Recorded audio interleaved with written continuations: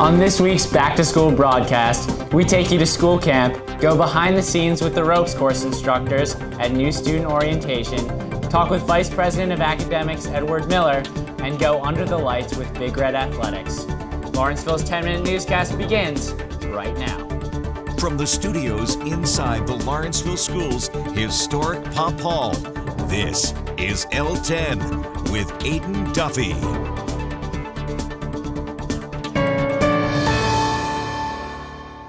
Welcome back, everyone.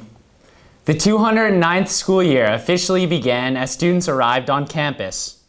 Before the start of academic classes, Big Red Fall athletes arrived for preseason, preparing for a demanding fall schedule. Student athletes and coaches trained and participated in team bonding activities. Student artists also gathered for Periwig preseason, where preparations for the fall musical began in earnest. He shone the crockery off to the dockery.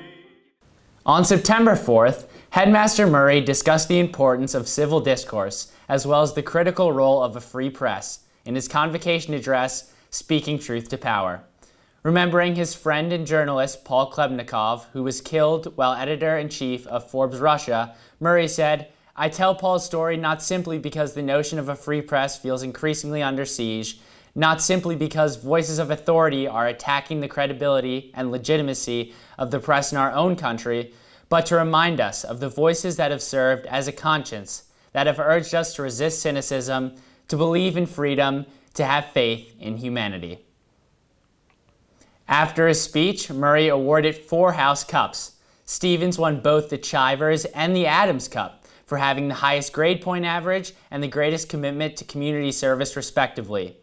The House Cup for Most Spirit went to Hamill, and the inaugural Green Cup for Most Improved Grade Point Average went to Kennedy.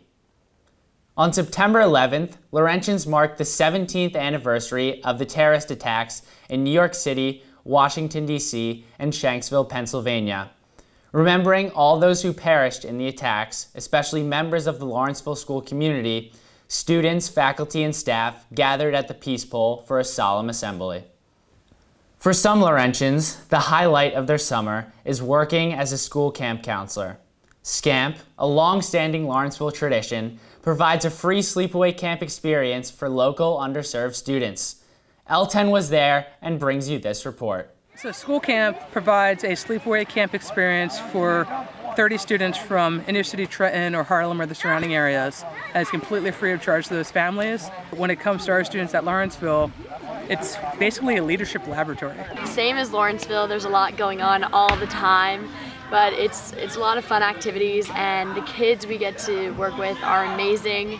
You have so many kids to take care of, and they're all so much fun, but sometimes it's tough trying to keep track of them and trying to help them. They all have their different problems, different strengths, different weaknesses, and trying to learn each and every kid, even the ones not in your own cabin, it's tough, but it's really helped me become a better leader. I learned a lot of patience from being a SCAMP counselor. You really have to just be patient with the kids and try and talk them through a lot of situations. You have to respect the campers in order to gain their respect as well. From the Lawrenceville School Camp, back to you, Aidan! On August 28th, second formers attended orientation, and the ropes course instructors were there to greet them.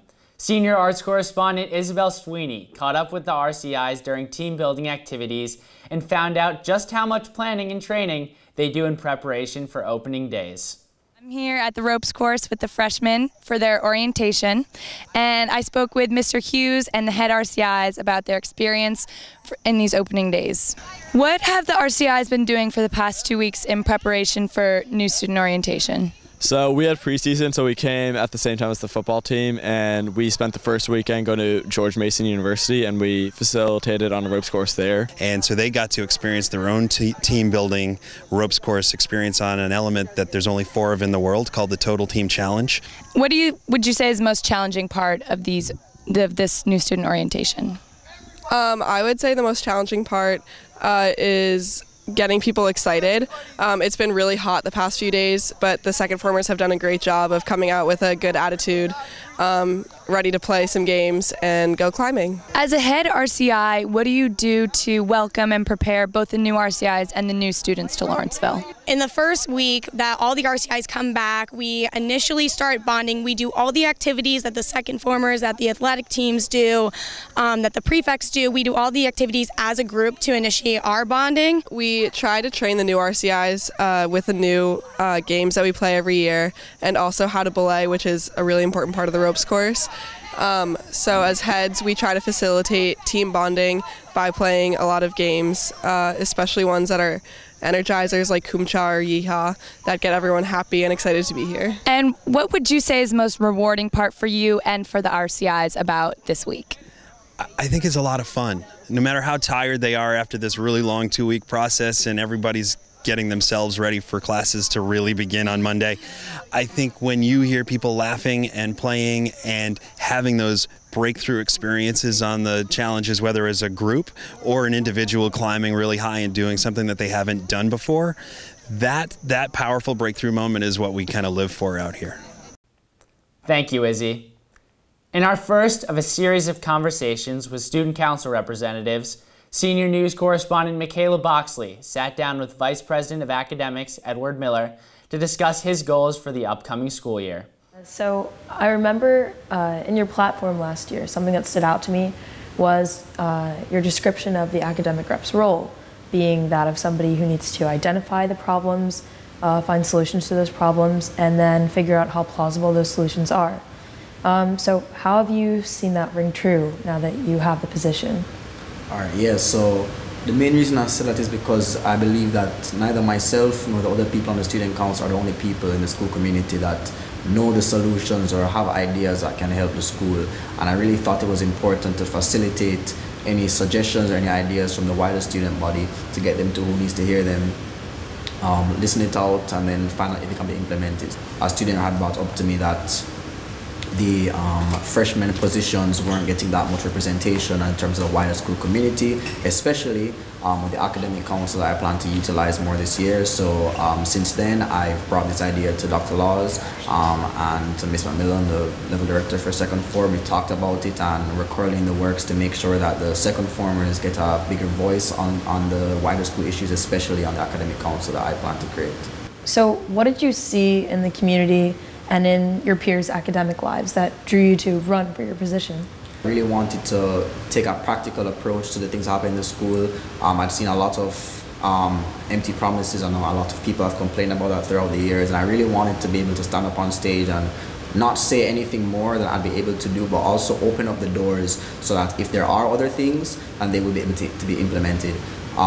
There's some good ideas that I saw going on in my house, there's some good ideas I heard about in other houses, and I thought that they should have been school-wide things. I didn't know why something done in one house should be done in the other. And I think that opening up those channels of communication would allow the best ideas from around the campus to be circulated, and that everyone can benefit from them. Lastly, what do you see being your biggest challenge as you go forward and try to implement what you'd like to do? I think my biggest challenge for this year would be some of the issues that were expressed by the students before the election, because a lot of them, for example, the mental health, people talking about how they're graded. I don't think there is a set answer or a solution to any of these problems right now, which is a big reason as to why I did not feel comfortable going up on stage and saying that I know how to solve this for sure. And I think I'm confident that with opening up the avenues and speaking with who needs to be spoke to, that we can solve these problems together. Thank you so much. Thank you very much, too. Thank you, Makayla. And finally tonight, sports correspondent Kelsey McAlister takes us under the lights as the girls varsity soccer and field hockey teams kick off their seasons with a Friday night celebration. Thanks, Aidan. I'm Kelsey McAlister here at the Get Sports Complex, where the first annual Girls Friday Night Lights is occurring.